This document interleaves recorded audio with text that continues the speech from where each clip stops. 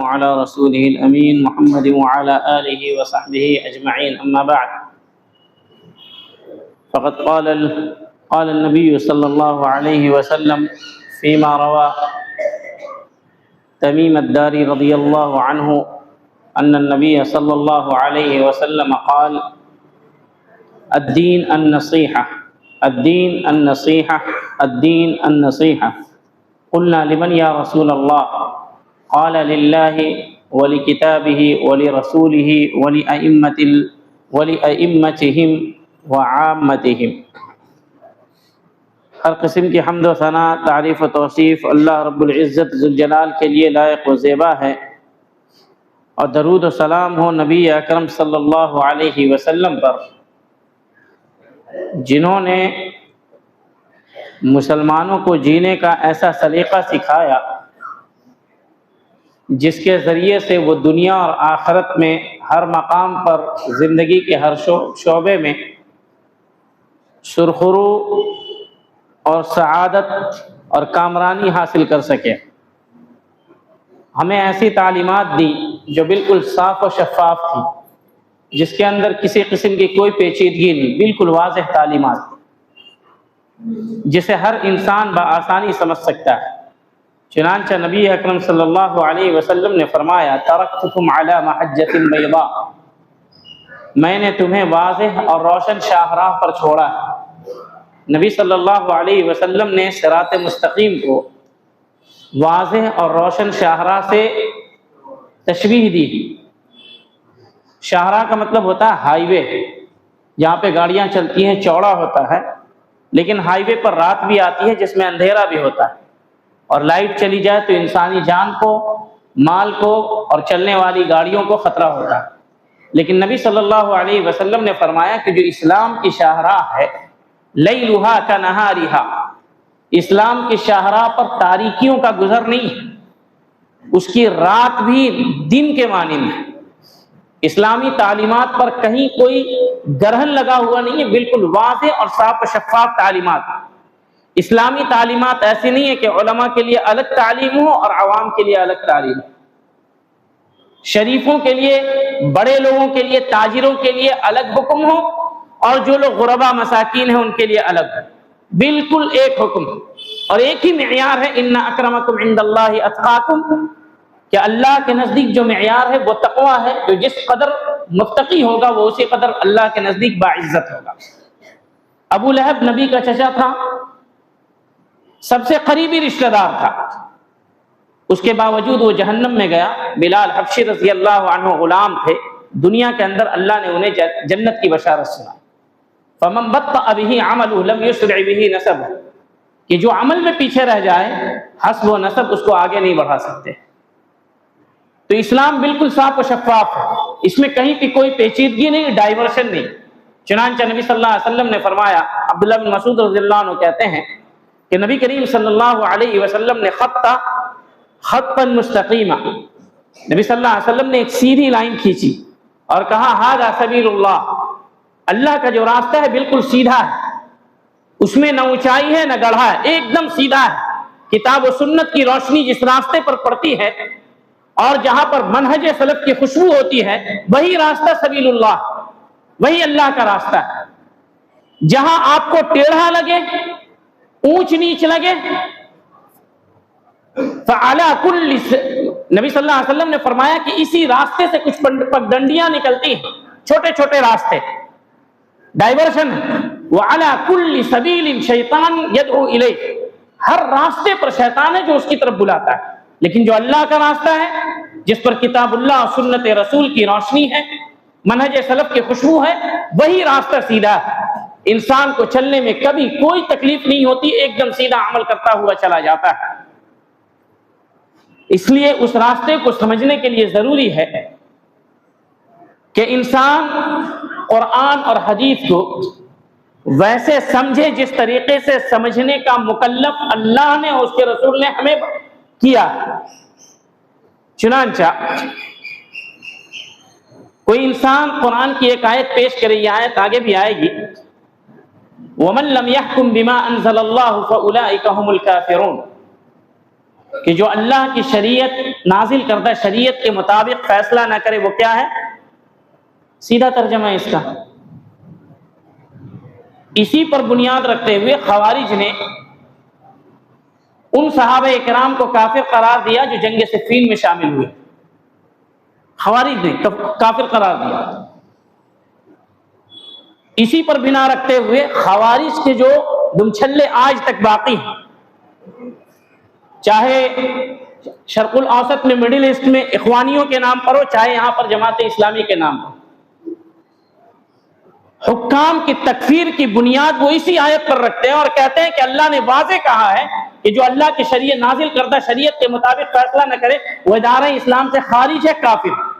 سب کہے گا بات تو بالکل واضح ہے، اس میں کوئی شک نہیں، آپ کو کیوں تکلیف ہو رہی ہے کہ اتنی واضح آیت کا مطلب آپ نہیں سمجھ رہے ہیں، دوسرے کے اوپر رد کر رہے ہیں؟ تو پھر یہاں پر ایک میزان آتا ہے۔ آپ نے تو یہ سمجھا، لیکن جن لوگوں کو اللہ نے نبی کا ساتھی بنانے کے لیے اختیار کیا تھا اور جنہیں دنیا میں رضی اللہ عنہم ورضوا عنہ کی سرٹیفکیٹ دی تھی، اور اللہ نے قرآن میں جن کے بارے میں کہا فَإِنْ آمَنُوا بِمِثْلِ مَا آمَنْتُمْ بِهِ، کہ جس طریقے سے انہوں نے ایمان کو سمجھا تھا، جس طریقے سے انہوں نے عمل کیا تھا، ویسے ہی تم ایمان لاؤ گے تو ہدایت پاؤ گے، اور جن کے بارے میں اللہ نے کہا وَمَن يُشَاقِقِ الرَّسُولَ مِن بَعْدِ مَا تَبَيَّنَ لَهُ الْهُدَى وَيَتَّبِعْ غَيْرَ سَبِيلِ الْمُؤْمِنِينَ نُوَلِّهِ مَا تَوَلَّى وَنُصْلِهِ جَهَنَّمَ وَسَاءَتْ مَصِيرًا، کہ جو اللہ کے رسول کی مخالفت کرے گا اور صحابہ کے راستے کی مخالفت کرے گا ہم اسے جہنم میں داخل کریں گے۔ اور نبی صلی اللہ علیہ وسلم نے کہا کہ یہودی 71 فرقوں میں بٹ گئے اور نصارہ 72 میں بٹ گئے، وَسَتَفْتَرِقُ أُمَّتِي 73 فِرْقَةً، اور ہماری جماعت مسلمان جو ہے وہ 73 فرقوں میں بڑھ جائے گی۔ تو صحابہ کرام نے، نبی صلی اللہ علیہ وسلم نے جب کہا كُلُّهُمْ فِي النَّارِ إِلَّا وَاحِدَةً، کہ سب کے سب 73 میں سے جہنم میں ہوں گے سوائے ایک کے، تو صحابہ کرام نے کہا کون ہوگا اللہ کے رسول؟ تو نبی صلی اللہ علیہ وسلم نے کہا ما انا علیہ واصحابی۔ اگر نبی صلی اللہ علیہ وسلم صرف اتنا کہہ دیتے ما انا علیہ، جس راستے پر میں ہوں وہی راستہ جنت میں جائے گا، وہی حق کا ہوگا، کافی ہوتا کہ نہیں؟ لیکن صحابہ کا اضافہ کرنے کا مطلب یہ ہے ما انا علیہ، اس راستے پر ویسے چلنا ہے جیسے میرے اصحاب نے چل کر کے بتایا، قرآن کو ویسے سمجھنا ہے جیسے صحابہ کرام نے سمجھا، اپنی طرف سے نئی سمجھ نہیں لانی ہے۔ تو جب عوام کے سامنے یہ آیت بیان کی جاتی ہے تو سب عوام سمجھتے ہیں ہاں فلاں مسلم حاکم تو کافر ہے کیونکہ وہ اللہ کی شریعت کے مطابق بعض احکام میں فیصلے نہیں کرتا۔ لیکن جب ہم اس آیت کو صحابہ کے فہم پر پیش کرتے ہیں تو عبداللہ بن عباس رضی اللہ عنہما کہتے ہیں کہ اس میں جو لفظ کفر ہے اس سے مراد کفر دون کفر ہے، چھوٹا کفر ہے جس کی وجہ سے انسان دائرہ اسلام سے خارج نہیں ہے۔ ایک سیدھی سمجھ سے آپ مسلم حکام کو دائرہ اسلام سے خارج کر رہے تھے، صحابہ کی سمجھ آئی، آپ جن کو کفار قرار دے رہے تھے صحابہ نے ان کو مسلمان قرار دیا۔ تو جہاں صحابہ کرام کی سمجھ لائیں گے، قید لگائیں گے کتاب و سنت میں فہم صحابہ کی، تبھی جا کر کے قرآن مجید کو صحیح سے سمجھ پائیں گے، احادیث رسول کو صحیح سے سمجھ پائیں گے۔ اچھا یہ بتائیے خوارج بے عمل تھے یا با عمل تھے؟ سید المرسلین خاتم النبیین محمد الرسول اللہ صلی اللہ علیہ وسلم نے ان کی عبادت کی تعریف کی،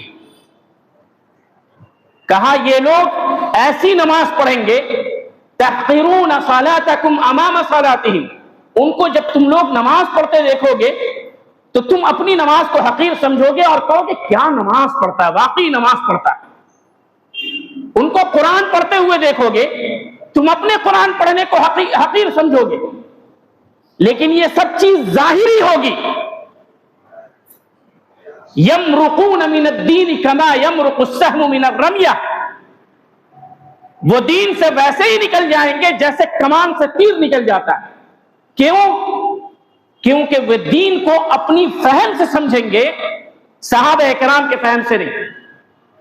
اس کی دلیل یہ ہے کہ عبداللہ بن عباس رضی اللہ عنہما جب خوارج سے مناظرہ کرنے کے لیے نہروان کے مقام پر گئے تو کہا کہ تمہارے باطل پر ہونے کی یہ دلیل ہے کہ تم میں ایک بھی صحابی نہیں، تمہارے باطل پر ہونے کی یہ دلیل ہے کہ تمہارے درمیان ایک بھی صحابی رسول نہیں۔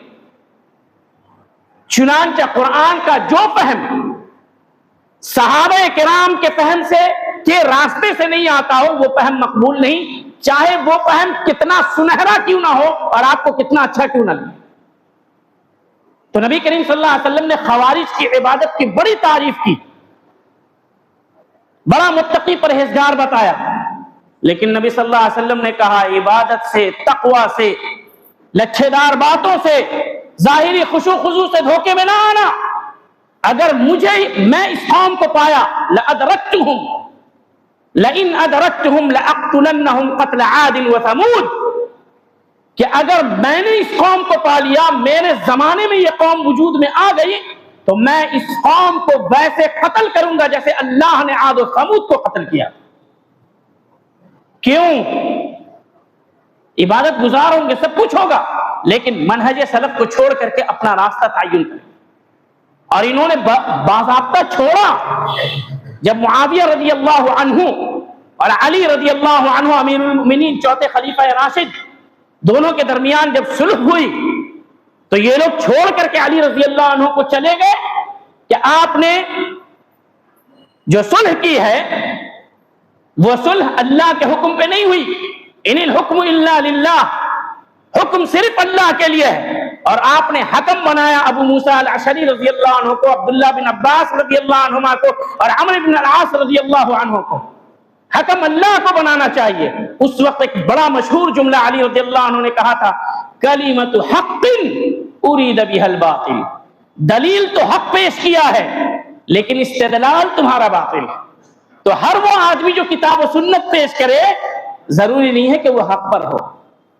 صحیح بخاری اور مسلم کی روایت ہے جو میں نے پیش کیا خوارج کے بارے میں، تو آدمی کے ظاہر سے دھوکے میں نہ آئیں،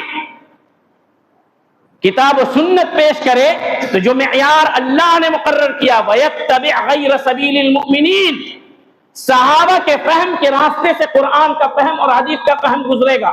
اور نبی صلی اللہ علیہ وسلم نے فرمایا مَا أَنَا عَلَيْهِ وَأَصْحَابِي، کہ وہی راستہ جنت میں جانے والا ہوگا، وہی جماعت جنت میں جائے گی جو اس راستے پر قائم ہوگی جس پر میں ہوں، میرے صحابہ۔ اس کے علاوہ راستہ جتنا بھی سنہرا ہو وہ جنت کا راستہ نہیں ہے۔ تو اس لیے اسلام کو ماننے کے لیے اللہ نے جس طریقے سے ہمیں مکلف کیا ہے اسی طریقے کو اپنانا ضروری ہے۔ صحابہ کرام کو خوارج نے چھوڑا، گمراہ ہو گئے۔ معتزلہ نے سلف میں سے حسن بصری رحمہ اللہ کو عمرو بن عبید نے چھوڑا، گمراہ ہو گئے۔ جن لوگوں نے سلف صالحین کو چھوڑا ہے، پگڈنڈیوں پر چلے ہیں، گمراہی ان لوگوں نے پھیلائی۔ رافضیوں نے علی رضی اللہ عنہ کو چھوڑا، ان کی شان میں غلو کیا، گمراہ ہو گئے۔ صحابہ کے راستے کو چھوڑیے گا، سوائے گمراہی کے کچھ اور مقدر نہیں۔ کیسے ملے گا؟ جو لوگ سلف صالحین کے منہج کی نشر و اشاعت کرتے ان کے پاس ملے گا، جو قال اللہ قال الرسول کو اپنے فہم سے نہیں بلکہ صحابہ کرام اور تابعین تبع تابعین میں سے ان لوگوں کا اقوال پیش کرتے ہیں جو صحابہ کرام کی اتباع احسان اور اخلاص کے ساتھ کیا کرتے تھے۔ ہمارے سامنے ایک حدیث ہے جو میں نے آپ کے سامنے پڑھی ہے، صحیح مسلم کی روایت ہے، اور اس حدیث کے بارے میں امام ابو داؤد اور بعض اہل علم کہتے ہیں کہ دین کے 4 ارکان ہیں، دین کی بنیاد 4 احادیثوں پر ہے، اس میں سے ایک یہ حدیث، دین کی بنیاد 4 احادیثوں پر ہے، انما الاعمال بالنیات، اور ایک حدیث من احدث فی امرنا ھذا ما لیس منہ فہو رد، اور ایک دع ما یریبک الی ما لا یریبک، اور ایک یہ حدیث الدین النصیحہ، دین نصیحت کا نام ہے۔ اس کا ترجمہ اگر ہم کریں تو دین اخلاص کا نام ہے، دین اخلاص کا نام ہے۔ اخلاص للہیت تو پتہ ہے، نصیحہ اصل سے نصحہ سے آتا ہے۔ اصل میں شہد ہوتا ہے نا چھتے میں، جب چھتے سے شہد کو نکال لیتے ہیں، مدھ مکھی کے چھتے سے جب شہد کو نچوڑ کر کے نکال لیتے ہیں اور اس کے اندر جو بھی چھتے کا شائبہ ہوتا ہے اس کو چھان کر کے بالکل صاف و شفاف شہد ایک جگہ الگ کر دیتے ہیں، تو اس پورے پروسیس کو نصیحت کہتے ہیں.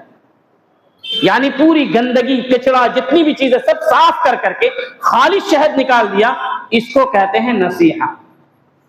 تو جب آپ اپنے عمل کو تمام لوگوں سے ہٹا کر کے صرف اللہ کے لیے خاص کیا، اپنی دعا کو صرف آپ نے اللہ کے لیے خاص کیا، اپنی عبادت کو، اپنی نماز کو، اپنے روزے کو، اپنے ہر عمل کو اللہ کے لیے خاص کیا، اس کو کہتے ہیں نصیحت، اور اسی کا نام اخلاص.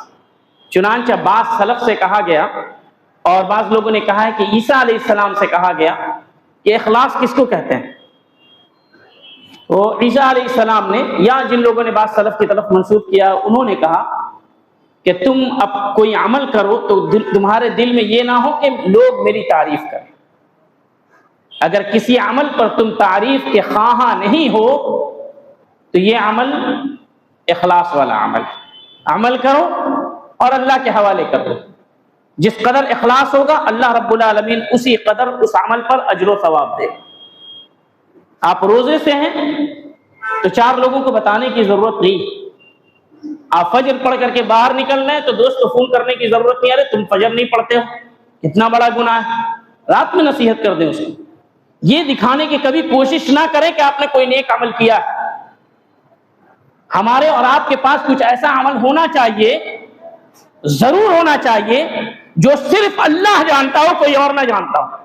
اس لیے نبی صلی اللہ علیہ وسلم نے فرمایا نفل نماز کے بارے میں کہ جو نفل نماز سب کے سامنے پڑھی جائے اور جو نفل نماز اکیلے پڑھی جائے تو اکیلے پڑھی گئی نفل نماز سب کے سامنے پڑھی گئی نفل نماز کے مقابلے میں 25 گنا زیادہ اجر و ثواب کی مستحق ہوتی ہے. تو اس لیے سلف کہا کرتے تھے ہمارے اور رب کے درمیان کچھ ایسے اعمال ہو جو اللہ کے علاوہ کوئی نہیں جانتا اس بندے نے کیا ہے کہ نہیں. صدقہ دے رہے ہیں تو نبی صلی اللہ علیہ وسلم نے کہا دائیں سے دو تو بائیں کو پتہ نہیں چلے.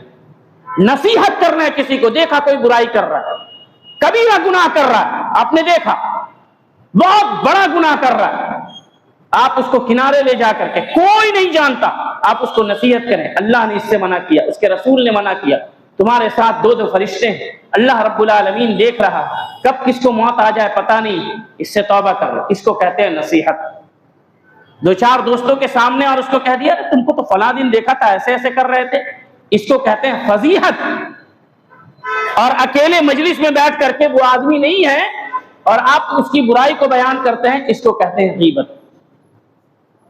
تو اگر کسی کی نصیحت چاہتے ہیں، کسی کے ساتھ آپ مخلص ہیں، تو آپ اس کو اس کی برائی پر اکیلے میں نصیحت کریں، نہ اس کی فضیحت تعییر کریں اور نہ اس کی غیبت کریں.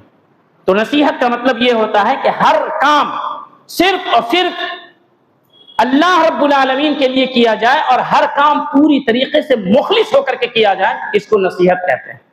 تو ہم جو کہتے ہیں ہم آپ کو نصیحت کر رہے ہیں، یعنی آپ کو اللہ کے اخلاص کی طرف بلا رہے ہیں، اس کام کی طرف بلا رہے ہیں جس میں صرف اخلاص برتنا ہے. اور اخلاص کی اتنی اہمیت ہے کہ اللہ نے ایک سورہ کا نام ہی اخلاص رکھا ہے، قل هو اللہ احد. اور اس سورت کی اتنی عظمت ہے کہ نبی صلی اللہ علیہ وسلم نے فرمایا کہ ایک سورت چھوٹی سی ہے، 2 لائن کی، لیکن 1/3 قرآن کے برابر ہے. تو آپ اخلاص کی عظمت سمجھ سکتے ہیں کہ جس عمل میں جتنا اخلاص ہوگا وہ عمل اتنا ہی وزنی ہوگا، اتنا ہی ثقیل ہوگا. سورہ کافی چھوٹی ہے لیکن اخلاص ہونے، توحید ہونے کی وجہ سے اس کی عظمت بڑھ گئی.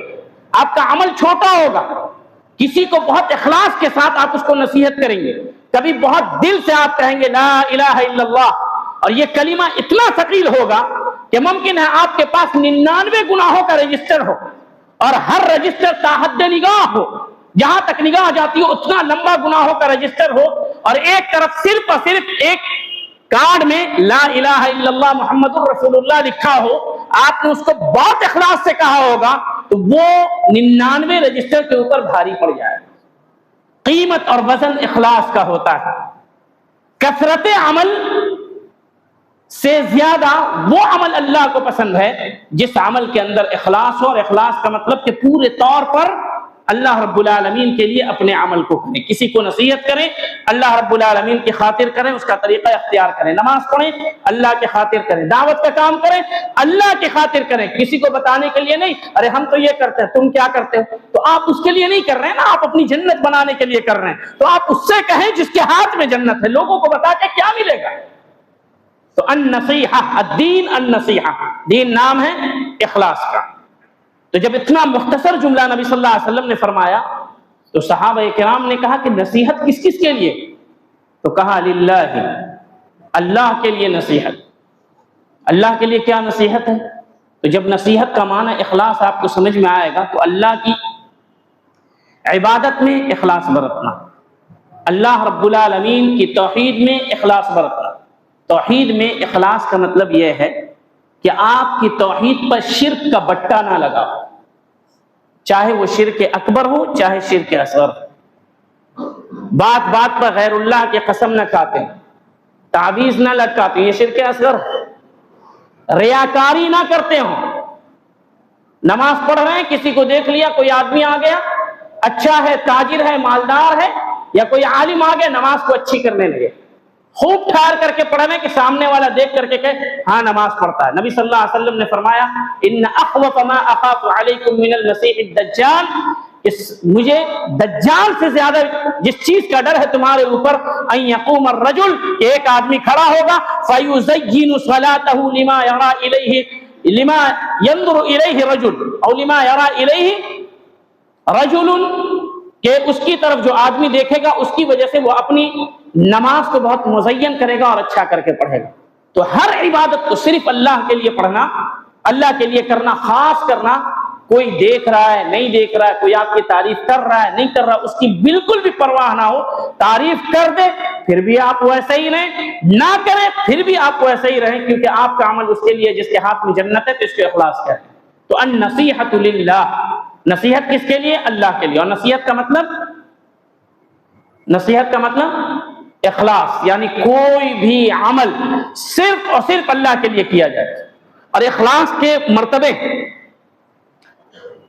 بعض اہل علم نے ذکر کیا ہے کہ ایک آدمی نماز پڑھتا ہے اور نماز پڑھتا ہے تو نماز پڑھنے کے اندر تو ایک مقصد ہوتا ہے کہ ہم اللہ کے لیے نماز پڑھ رہے ہیں، لیکن ایک مقصد یہ بھی ہوتا ہے کہ بچے بیمار ہیں اللہ اسے شفا دے دے، کاروبار تھوڑا مندہ پڑ رہا ہے اللہ اس میں برکت دے دے، اور بھی کچھ غرض اور حاجات ہوتے ہیں، یہ حرام نہیں ہے ایسا کرنا، لیکن وہ آدمی جو اپنی نماز صرف اور صرف اللہ کے لیے خالص کر رہا ہے اور اس میں کوئی غرض و حاجت نہیں رکھ رہا ہے، اس کی نماز اخلاص کے اعتبار سے بڑھ کر کے ہوگی اس کے مقابلے میں جو اپنی نماز کو کسی حاجت کے لیے پڑھا۔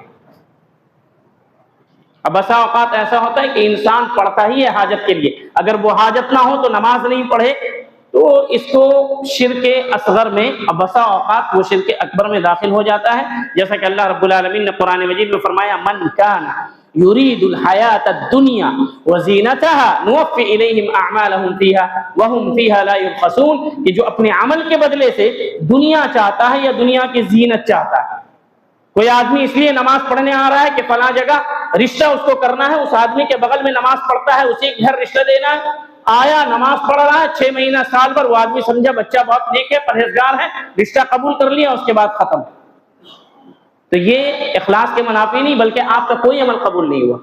آپ جس مقصد کے لیے کیجئے گا جو عمل، اسی کے مطابق آپ کو ثواب ملے گا۔ چنانچہ وہ جو روایت ہے نبی صلی اللہ علیہ وسلم فرمایا انما الاعمال بالنیات، کہ عمل کا دار و مدار نیتوں کے اوپر ہے۔ فمن كانت هجرته الى الله ورسوله فهجرته الى الله ورسوله، کہ جس کی ہجرت اللہ کے لیے اس کے رسول کے لیے ہوگی تو سمجھو کہ اس کو اس کا ثواب ملے گا۔ فمن كانت هجرته الى دنیا يصيبها او امرأة ينكحها فهجرته ما هاجر الیہ، اور اگر کوئی ہجرت کرتا ہے یہاں شہر چھوڑ کر کے دوسرے شہر جاتا ہے کسی خاتون کے لیے کہ اس سے شادی کرے گا یا تجارت کے لیے یا کسی دنیا کے لیے، تو اس کو وہی ملے گا، اس کی ہجرت اس کو کوئی فائدہ نہیں پہنچائے گی۔ تو کوئی گناہ چھوڑتا ہے تاکہ فلاں آدمی خوش ہو جائے تو آپ نے یہ گناہ اللہ کے لیے نہیں چھوڑا۔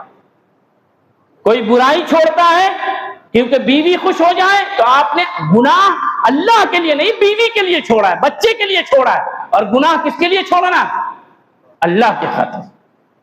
چنانچہ وہ جو حدیث ہے صحیح مسلم میں کہ من ہم بسیئۃ، کہ جو انسان کسی گناہ کا ارادہ کرے ولم یعمل بها، اور اس کو نہ کرے، تو اس کے لیے ایک ثواب لکھا جاتا ہے.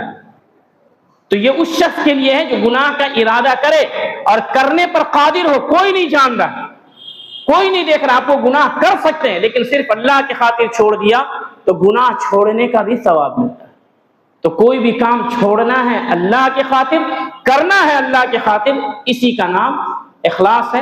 اور ہر آدمی کے پاس یہ معیار ہے، اپنے اپنے اعمال کو، چاہے عالم ہو، چاہے وہ عام آدمی ہو، مرد ہو، خاتون، کوئی بھی ہو، اپنے اعمال کو پرکھ سکتا ہے کہ اس نے عمل کس کے لیے کیا. میں تقریر کر رہا ہوں کس کے لیے؟ اللہ کے لیے. یا آپ لوگ مجھے بڑا مقرر کہیں، یہ میرے پاس معیار ہے. میرے اور میرے رب کے درمیان وہ عہد ہے اخلاص کا. اللہ میرے دل کو جان رہا ہے کہ اس کے دل میں کیا ہے، اور اسی کے مطابق مجھے اجر و ثواب ملے گا. آپ نماز پڑھنے آئے، کیوں آئے؟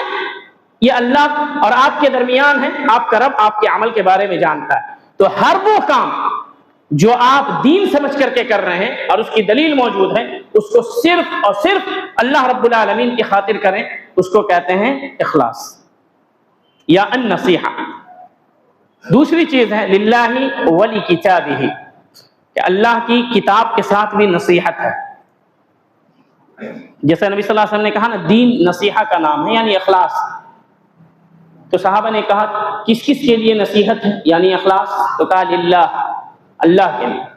پھر اس کے بعد اللہ کے نبی صلی اللہ علیہ وسلم نے کہا ولی کتابہ، کہ اللہ کی جو کتاب ہے یعنی قرآن مجید، اس کے لیے بھی اخلاص اور نصیحت اختیار کرنی ہے. اس کے لیے اخلاص اور نصیحت کیا ہے؟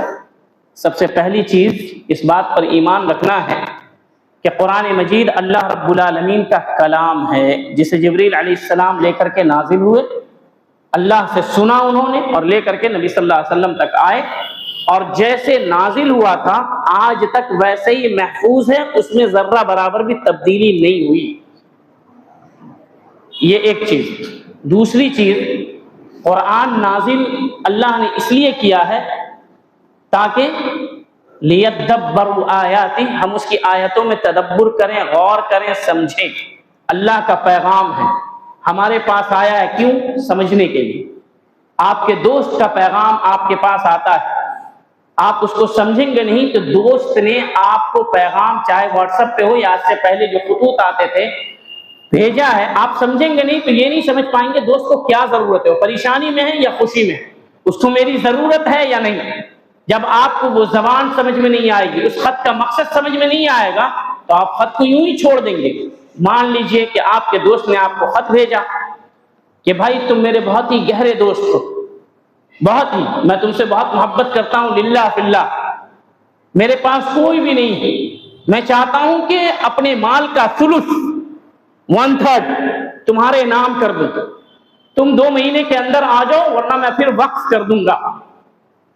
وہ خط عربی زبان میں آپ کے پاس آیا، آپ نے دیکھا، کچھ نہیں سمجھا، بند کر کے رکھ لیا.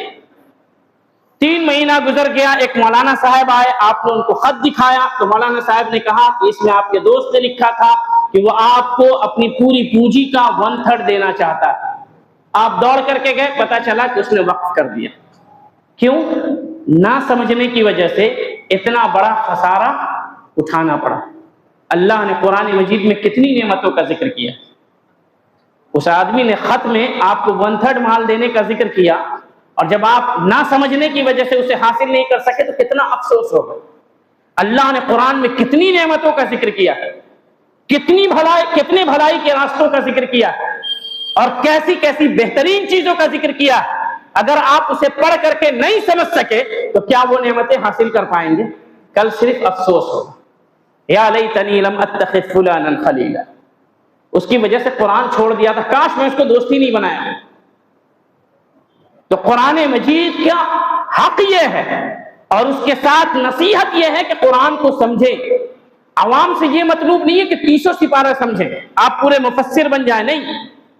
جتنا آپ کے لیے ضروری ہے اتنا سمجھیں. وہ آپ کے لیے علماء بیان کر دیں گے. نبی صلی اللہ علیہ وسلم کی احادیث میں بھی ملتا ہے، صحابہ اکرام کے بھی آثار اقوال میں ملتا ہے کہ آدمی کو کتنا سمجھنا چاہیے. آپ کم سے کم اتنا سمجھیں کہ آپ کے جو رائٹس ہیں اگر وہ آپ نہیں جان پائیں گے تو آپ بہت ساری چیزوں کو چھوڑ دیں گے اور بہت سارا ظلم بغیر کسی حق کے آپ کے اوپر ہو جائے گا. لیکن آپ اپنے حقوق کو قرآن مجید میں جانیں گے, اس حقوق کی بنیاد پہ بہت ساری چیز اس دنیا میں بہت ساری خوشیاں ملے گی اور آخرت میں تو ملنی ہی ملنی. تو لیدبروا آیاتی, میں نے قرآن کو اس لیے نازل کیا کہ آدمی اس میں تدبر کرے, غور و فکر کرے. غور و فکر کا ایک منظر سماعت فرمائیں. عباد ابن بشر رضی اللہ عنہ ایک صحابی ہیں, جلیل القدر صحابی خزرجی ہیں, ایک جنگ میں تھے. بعض لوگ کہتے ہیں غزوہ ذات الرقاع تھی, بعض لوگ کوئی اور جنگ کہتے ہیں. تو نبی صلی اللہ علیہ وسلم نے دو صحابی کو پہاڑ کے درمیان رکھا تھا کہ کہیں دشمن ادھر سے حملہ نہ کرے رات میں.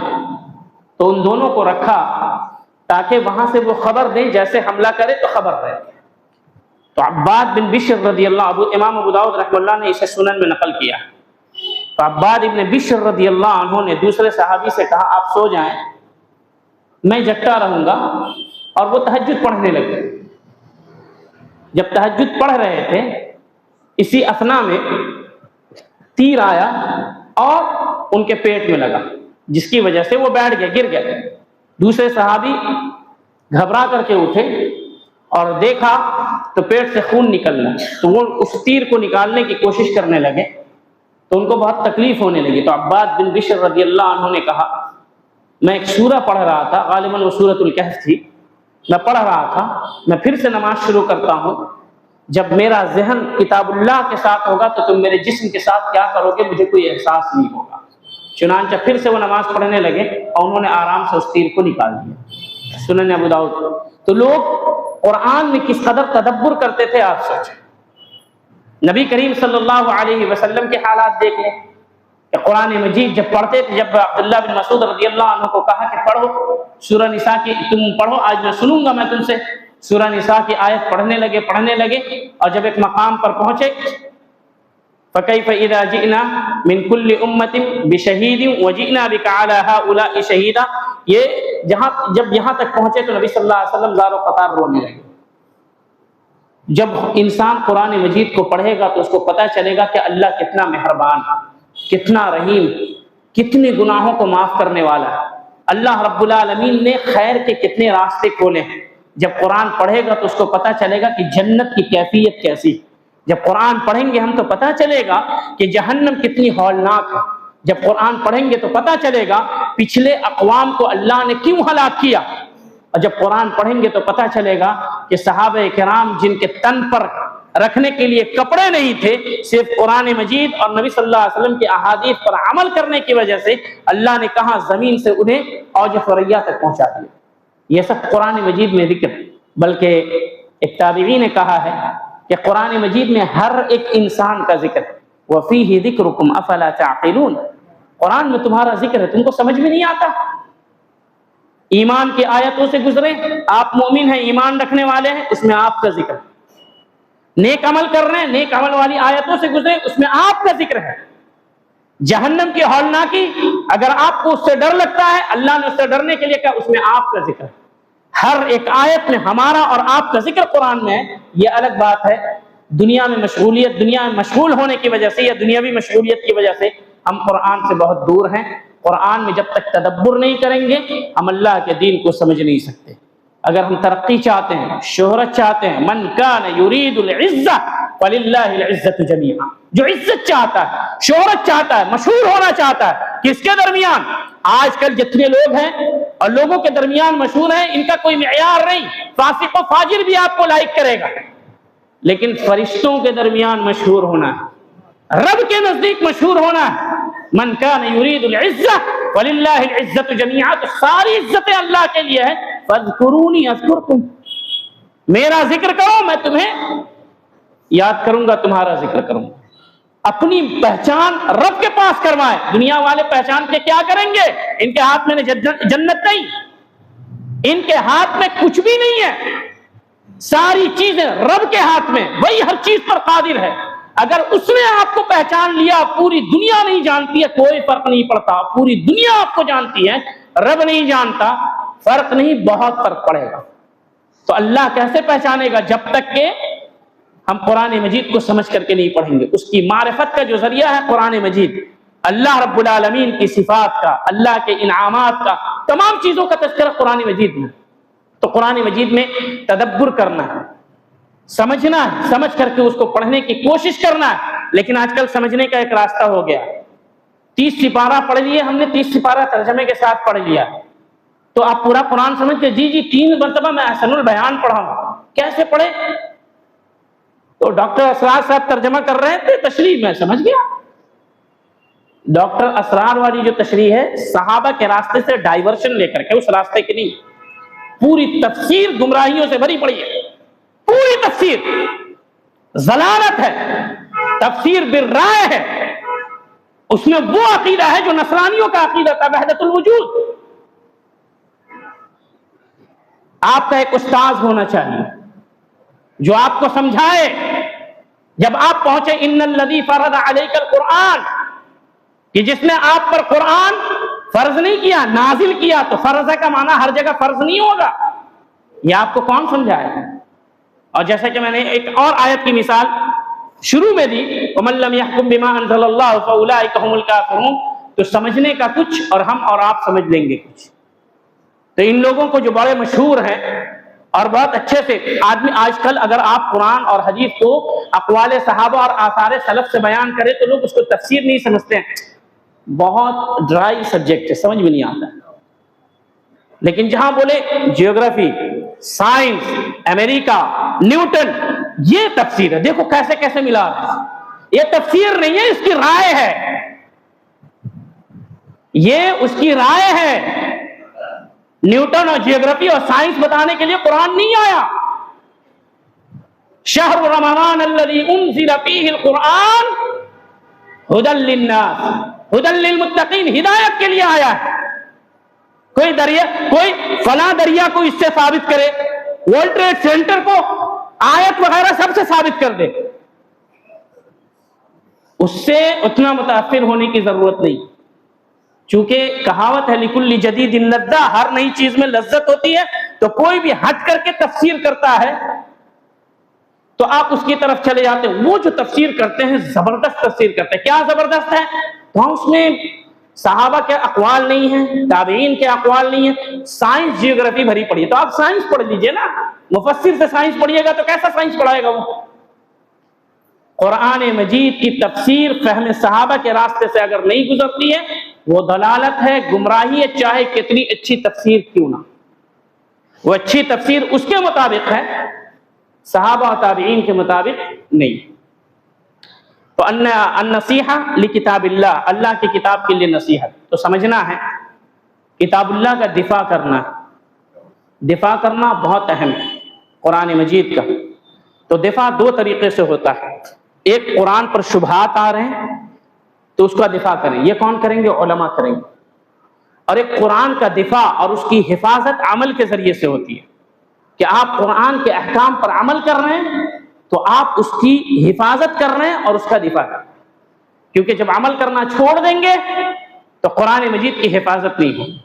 قرآن کی حفاظت کا مطلب یہ ہے کہ آپ اس پر عمل کر کر کے اس کے احکام کو زندہ و جاوید رکھیں اپنے عمل کے ذریعے سے. یہ قرآن مجید کی حفاظت ہوگی. اسی طریقے سے قرآن مجید کی تعلیمات کو دوسروں تک پہنچانا، قرآن مجید کی تعلیمات کو عام کرنا، یہ بھی قرآن کے ساتھ نصیحت اور خیر خواہی ہے. اس کے بعد نبی صلی اللہ علیہ وسلم نے فرمایا وَلِرَسُولِهِ، کہ نصیحت کس کے لیے، خیر خواہی کس کے لیے، اخلاص کس کے لیے؟ نبی صلی اللہ علیہ وسلم کے لیے، اللہ کے رسول کے لیے. اللہ کے رسول کے لیے اخلاص کا مطلب اور نصیحت کا مطلب یہ ہے کہ نبی صلی اللہ علیہ وسلم پر ویسے ایمان رکھیں جیسے اللہ رب العالمین نے حکم دیا ہے. نبی صلی اللہ علیہ وسلم کی لائی ہوئی باتوں کی تصدیق کریں. یہ نہیں کہیں یہ والی حدیث تو ہے لیکن آئی تھنک سو، مجھے لگتا ہے، جو میری عقل کہتی ہے، یہ ٹکراتی ہے عقل سے. درایت کی جو کسوٹی ہے اس کے اوپر پوری نہیں اترتی ہے. دجال کی حدیث، جیسا کہ مولانا مودودی نے کہا، اس کو ایسا لگتا ہے فسانہ ہے. آپ کی عقل کتنی چلتی ہے؟ چلتی کتنی ہے عقل؟ کتنا پرسنٹ؟ آپ اپنی عقل کو ماریے، اپنی عقل کو مطعون کیجئے. نبی کی حدیث اگر آپ کو سمجھ میں نہیں آئی تو آپ نبی کی حدیث کو چھوڑ لیں اپنی عقل کی بنیاد پر. یہ معتزلہ کا عقیدہ ہے، تقدیم العقل علی النقل، یہ ان کا عقیدہ ہے، ان کا اصول ہے کہ ہر کتاب و سنت کی بات کو عقل کی کسوٹی پر پرکھیں گے. آپ کہہ رہے ہیں کہ یہ دجال کی حدیث ہمارے عقل کے موافق نہیں آئی اس لیے یہ فسانہ ہے. تو مولانا صاحب ایک بات بتا دیجئے، آدمی وضو کرتا ہے نا، اس کا وضو ٹوٹتا بھی ہے، ریا خارج، ہوا خارج ہوتی ہے تو وضو ٹوٹتا ہے، لیکن اللہ نے اور اس کے رسول نے جہاں سے وضو ٹوٹتا ہے اس جگہ کو دھونے کا تو حکم نہیں دیا، ان جگہوں کو دھونے کا حکم دیا ہے جو اعضائے وضو ہیں.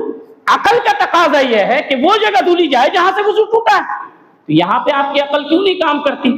آپ کی عقل کے موافق ہے نہیں تو آپ وضو ہی نہیں کیجئے، آپ کا وضو ہمیشہ باقی رہے گا. پھر آپ دیکھیں ایک ہی جگہ سے پیشاب بھی نکلتا ہے اور ایک ہی جگہ سے منی بھی نکلتی. پیشاب ناپاک ہے اور اس پر صرف وضو، اور منی امام مالک، امام شافعی اور امام احمد کے یہاں پاک ہے اور امام ابو حنیفہ رحمہ اللہ کے یہاں ناپاک ہے. ایک ہی جگہ سے پیشاب نکلتا ہے، ناپاک ہے اور اس پر وضو ہے، منی نکلتی ہے، منی پاک ہے اور اس پر غسل. عقل کا دخل قرآن اور حدیث میں نہیں ہے. قرآن اور حدیث کا مطلب کیا ہے؟ الاسلام هو الاستسلام. قرآن حدیث کی بات آ گئی، پورے طور پر سیرنڈر کر دیجئے. ہماری عقل میں سمجھ میں نہیں آیا، میں ناقص العقل ہوں. جو اللہ کے رسول کی حدیث ہے، صحیح سند سے ثابت ہے، وہی صحیح ہے، میری عقل صحیح نہیں. یہ اخلاص ہے نبی صلی اللہ علیہ وسلم کی حدیث کے ساتھ. دفاع کریں نبی صلی اللہ علیہ وسلم کی حدیث کا، کوئی شبہات پیش کرے، آپ ایسے لوگوں سے بالکل منہ نہیں لگے اور کہیں کہ تم جتنے بھی شبہات پیش کر لو، نبی کی حدیث ہے، اگرچہ مجھے سمجھ میں نہیں آئے تو یہ حدیث ہے. چنانچہ دیکھیں ابو بکر صدیق رضی اللہ عنہ کے سامنے کفار مکہ آئے اور کہا نبی صلی اللہ علیہ وسلم دعویٰ کرتے ہیں کہ راتوں رات گئے بیت المقدس اور پھر وہاں سے چلے گئے عرش پر ساتوں آسمان پار کر کے پھر مکہ بھی چلے آئے. تو کہا کس نے کہا یہ بات؟ تو ابو بکر رضی اللہ عنہ نے کہا کس نے کہا یہ بات؟ تو کفار مکہ نے کہا نبی صلی اللہ علیہ وسلم نے کہا. کہا اگر نبی صلی اللہ علیہ وسلم نے کہا تو وہ سچے.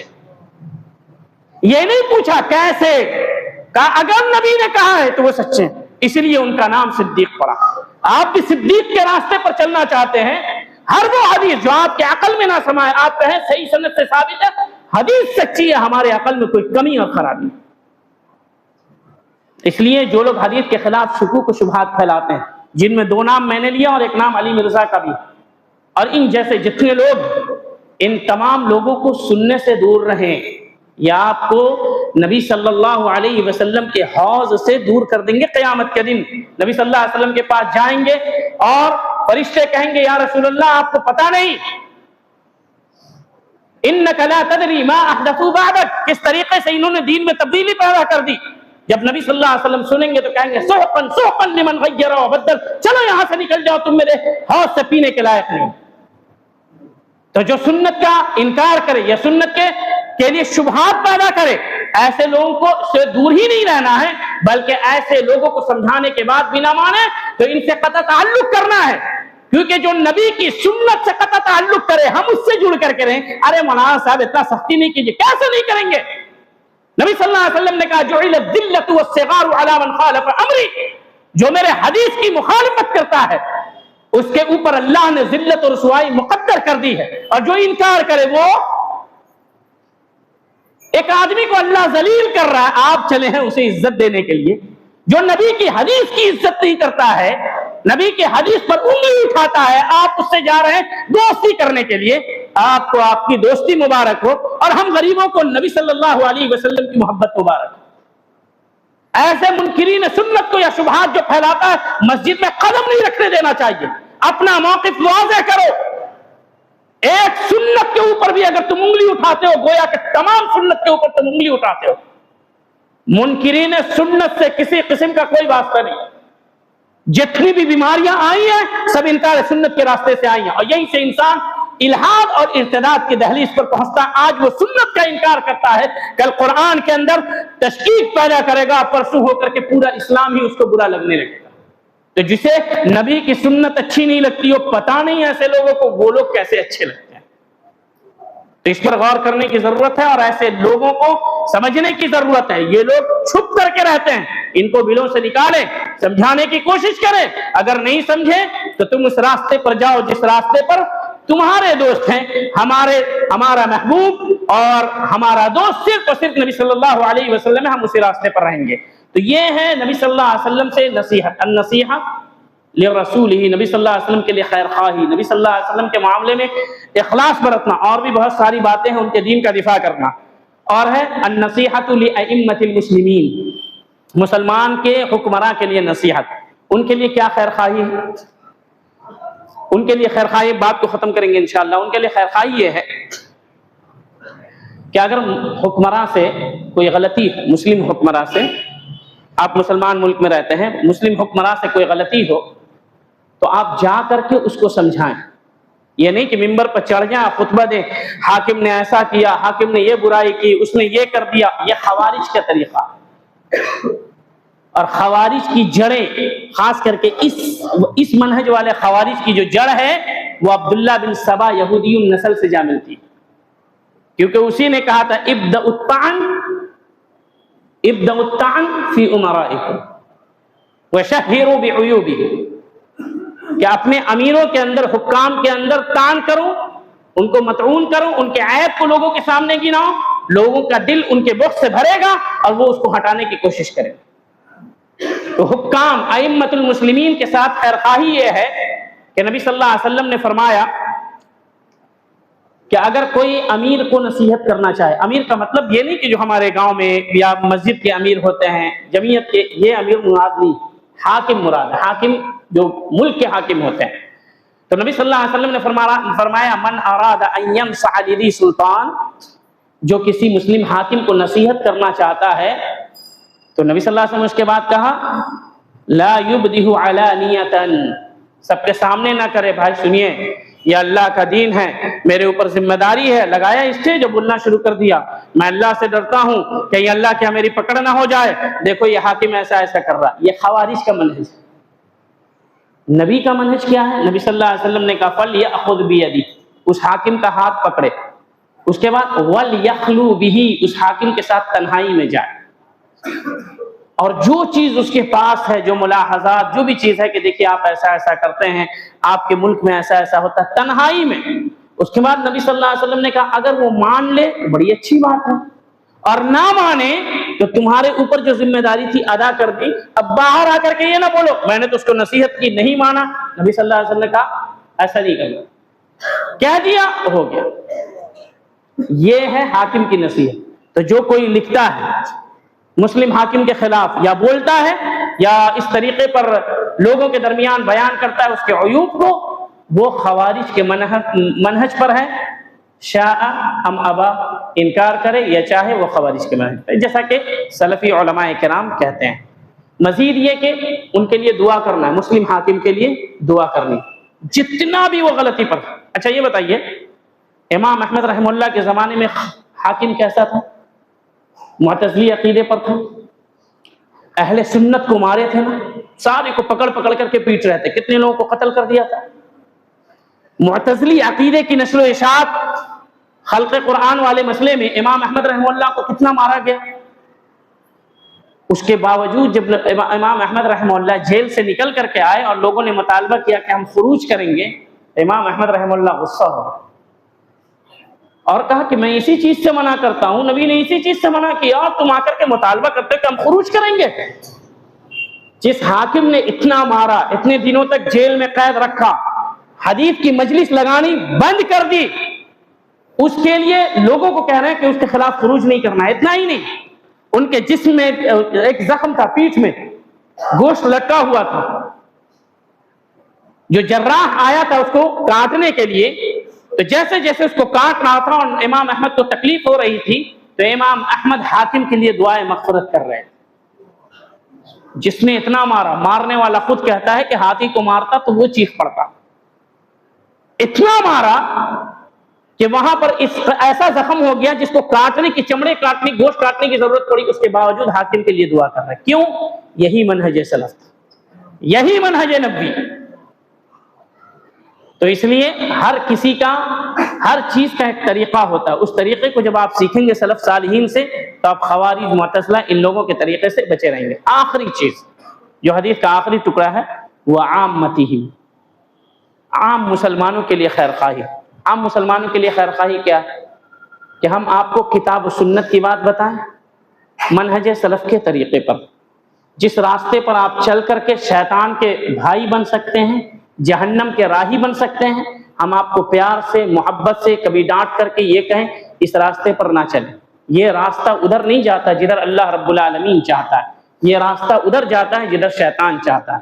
اس کی ہم آپ کو دلیل پیش کریں، ایک مرتبہ نہیں 100 مرتبہ، جیسے نبی صلی اللہ علیہ وسلم لگاتار سمجھاتے رہے یہاں تک کہ ابو سفیان رضی اللہ عنہ انہوں نے تقریباً 20 سے 21 سال کے بعد اسلام قبول کیا ہے۔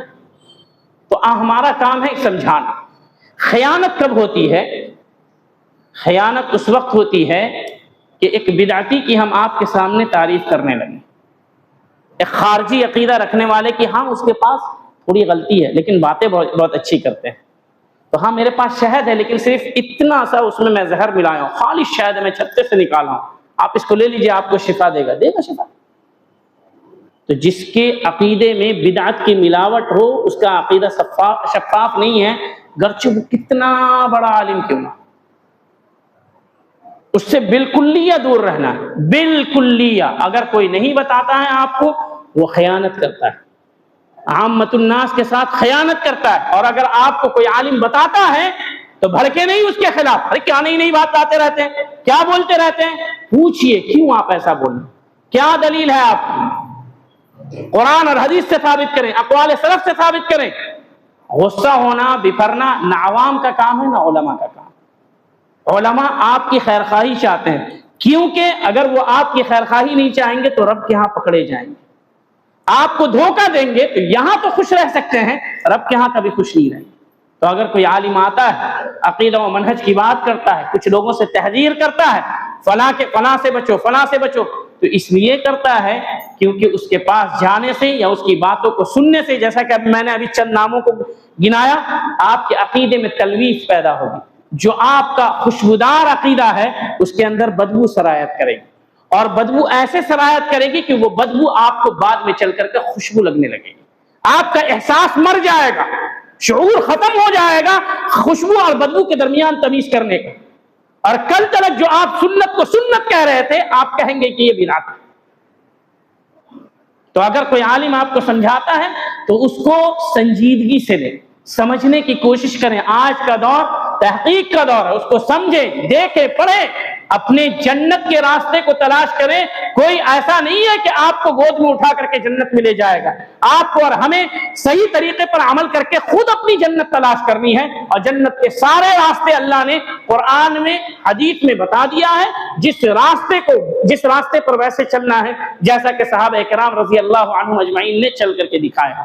آخری بات، یہ تمام عبادت کی باتیں تھیں، بالکل آخری بات 2 منٹ کی ہے۔ عبادت کہ قبولیت کا دار و مدار حلال کھانے پر بھی ہے نا۔ نبی صلی اللہ علیہ وسلم نے فرمایا تھا نا کہ ایک آدمی سفر کرتا ہے، یطیل السفر، الرجل یطیل السفر، کہ ایک آدمی لمبا سفر کرتا ہے، پراگندہ حالت ہے، یعنی کافی پریشان، ایک تو مسافر ہے اور سفر میں کافی پریشان ہو کر کے اپنے دونوں ہاتھوں کو آسمان کی طرف اٹھاتا ہے، دونوں ہاتھوں کو اٹھاتا ہے اور پھر کہتا ہے یا رب یا رب، اللہ سے دعا کرتا ہے کہ اللہ پریشانی کو دور کر۔ نبی صلی اللہ علیہ وسلم نے کہا انا یستجاب لہ، اس شخص کی دعا قبول نہیں ہوگی۔ کیوں؟ اس کی دعا کی قبولیت کے 4 اسباب موجود ہیں۔ مسافر کی دعا، نبی صلی اللہ علیہ وسلم نے کہا دعوت المسافر مستجابہ، مسافر کی دعا قبول ہوگی۔ اس کے بعد نبی صلی اللہ علیہ وسلم نے پریشان حال کے بارے میں، اللہ نے پریشان حال کے بارے میں کہا امن یجیب المضطر اذا دعاہ ویکشف السوء، پریشان حال کی دعا قبول ہو۔ پھر دونوں ہاتھ اٹھانے کے بارے میں نبی صلی اللہ علیہ وسلم نے کہا، صحیح روایت ہے کہ جو اپنے دونوں ہاتھوں کو رب کے سامنے اٹھاتا ہے، یستحیی ربہ ان یرد یدیہ صفرا، اللہ کو حیا آتی ہے کہ اس کے دونوں ہاتھ کو خالی واپس کر دیں، یعنی دونوں ہاتھ کو اٹھا کر کے دعا کرنا قبولیت کے اسباب میں سے ایک سبب۔ اس کے بعد جب آپ کہتے ہیں یا رب یا رب، تو یا رب کہنا بھی قبولیت کے اسباب میں سے ایک۔ 4 اسباب اس شخص کے اندر پائے جاتے ہیں قبولیت کے، فوراً قبول ہونے والی دعا کے 4 اسباب ہیں۔ اس کے باوجود نبی صلی اللہ علیہ وسلم نے فرمایا اس کی دعا قبول نہیں ہوگی۔ کیوں؟ مطعمہ حرام وملبسہ حرام ومأکلہ حرام ومشربہ حرام، جو کھاتا ہے وہ حرام کے راستے سے کھاتا ہے، جو پہنتا ہے وہ حرام کے راستے سے پہنتا ہے، جو پیتا ہے وہ حرام کے راستے سے پیتا ہے۔ تو ہر وہ راستہ رزق کا جو حرام ہو وہ آپ کی عبادت کی عمارت کو منہدم کر دیتا ہے۔ آج کل بہت زیادہ چلا ہوا ہے کہ لوگ رات میں الو کی طرح جگتے ہیں، کیونکہ رات میں جگنے والے بغیر عبادت کے، بغیر اللہ کے ذکر کے اسی ضمن میں یا اسی صف میں آئیں گے۔ دوسروں کا پیسہ ہڑپ کرتے ہیں، فیک کال سینٹر۔ خوش ہو جائیں، اپنے آپ کو مرنے سے روک سکتے ہیں۔ وَلَوْ كُنْتُمْ فِي بُرُوجٍ مُشَيَّدَةٍ، دنیا کی سب سے بہترین عمارت بنا لیں، جس کے اندر جتنی بھی گولی ماری جائے، جتنا بھی توپ چلایا جائے، جو بھی میزائل چلایا جائے، اس گھر کو کچھ بھی نہیں ہوگا، اس میں بھی چلے جائیں گے، اللہ ملک الموت کو بھیج کر کے وہاں سے آپ کی روح کو کھینچوا لے، کہیں بھی چلے جائیں، بچا سکتے ہیں بچا لیں۔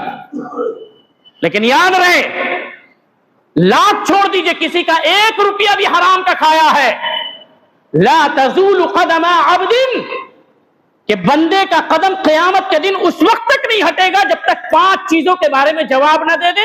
اس میں سے ایک چیز یہ ہوگی من این اکتسبت وین انفقت، کیسے کمایا اور کہاں خرچ کیا۔ دنیا ہے، جتنی بھی قوت ہو، جتنی بھی آپ کے پاس ذہانت ہو، جتنے بھی انٹیلیجنٹ ہوں، جتنے بھی دماغین ہوں، مرنا ہے۔ دماغ لگا کر کے مرنے سے بچ نہیں سکتے ہیں، نہ انٹرنیٹ کی مہارت رکھ کر کے اپنے ملک الموت کے راستے کو تبدیل کر سکتے ہیں۔ مرنا ہے، مرنے کے بعد کیا جواب ہوگا وہ آپ تیار کرتے ہیں، کوئی نہیں آئے گا۔ ابھی اگر آپ کو کوئی پولیس پکڑ لے، لاکھوں روپے دے کر کے آپ کی پوری جماعت جو ہے، گروپ آپ کو بچا لے گا، منکر نکیر سے کون بچائے گا؟ وہاں پر 1 لاکھ نہیں 1 ارب روپیہ بھی رکھ دیں گے تو منکر نکیر رشوت نہیں لیتے ہیں، جو حکم رب سے ملا ہے وہی معاملہ کریں گے۔ تو یہ جو مسلم معاشرے میں، خاص کر کے مسلم محلے میں ان سب چیزوں کا چلن ہے، کم از کم سوچیں کہ یہ کرتے ہوئے موت ہو جائے تو۔ اور یاد رکھیں، اگر آپ کافروں کا بھی مال لوٹتے ہیں تو ان کی بد دعا بھی لگتی ہے۔ اتقی دعوت المظلوم، مظلوم کی دعوت سے، بد دعا سے بچو۔ وَلَوْ كَانَ كَافِرًا، گرچہ کافر کیوں نہ، اس کی آہ سے بچو۔ 1 روپیہ کی بات ہے، آپ یہاں لوگوں کا پورا اکاؤنٹ خالی کر دیتے، اللہ رب العالمین آپ کی بھی نیکیوں کا اکاؤنٹ خالی کر دیتے۔ آپ یہاں خوش ہوتے ہیں، کل غمگین ہوں گے، خون کے آنسو روئیں گے، کوئی پوچھنے والا نہیں ہوگا۔ اگر ابھی ہم نے اپنے آپ کو تبدیل نہیں کیا تو پھر قبر سے جو معاملہ شروع ہوگا، آخرت تک بچانے والا کوئی نہیں ہوگا۔ یہ حقوق العباد ہے، جب تک بندہ معاف نہ کر دے اللہ معاف نہیں کرے۔ ایک تو آپ کی عبادت گئی، دوسرا لوگوں کے حقوق کی وجہ سے آپ کی معافی ان پر معلق و منحصر ہے، اور تیسرا عذاب کا سلسلہ۔ اور عذاب کیا ہے کہ ایک چنگاری اوپر سے نیچے گر جائے، آگ کا ٹکڑا تھوڑا سا پوری دنیا کو جلا کر کے خاکستر اور بدبودار، پھر ہم تو چمڑے کے بنے،